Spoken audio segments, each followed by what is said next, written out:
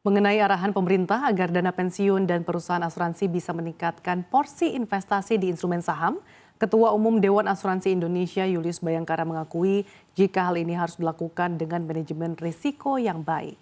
Di sisi lain, Julius juga mengingatkan jika Otoritas Jasa Keuangan atau OJK juga sudah membekali industri beragam aturan yang juga wajib dipenuhi. Salah satunya adalah ketentuan untuk mengelola rasio solvabilitas dengan baik. OJK banyak aturan sih buat kami ya industri asuransi. Jadi ada di RBC itu ada catatan-catatannya apa yang boleh apa yang nggak boleh gitu. Ini juga memang selalu jadi tantangan soal deepening ya, soal pendalaman. Saya pernah ditanya Pak Bu Afi juga ditanyakan bagaimana untuk meningkatkan pendalaman. Salah satu kunci di industri asuransi memang soal aturan di RBC tadi gitu ya. Saya tahu juga sih kenapa harus seperti itu karena basis kita stabilitas gitu ya. Nah ini mungkin yang perlu kita diskusi sama-sama bagi pelaku, apa yang memang bisa kita offer ke OJK soal perubahan tata kelola di RBC tadi. Sehingga kita bisa mengejar yang diminta tadi, bisa mengejar 20%. Kalau cuma ditulis 20% tapi orang cuma 4%, nah terus kan ya karena memang nggak boleh, itu kan jadi berarti ada aturan yang harus dirubah. Tapi aturan yang dirubah itu kan ada momentum satu, punya dasar prudent dan risk management yang tepat. Gitu.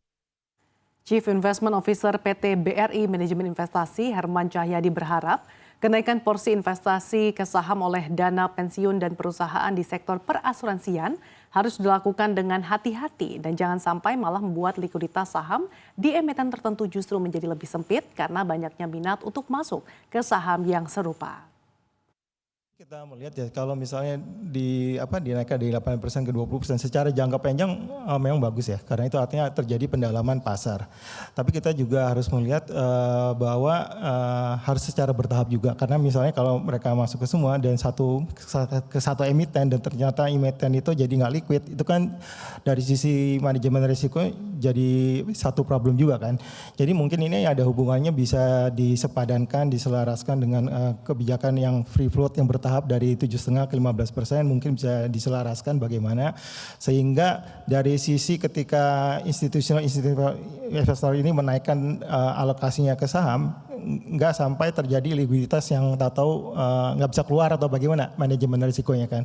Nah kemudian dari sisi kami juga berharap bahwa dengan kenaikan dari 8% 20% ini juga ada fleksibilitas untuk supaya manajemen investasi juga diikut sertakan karena ini memang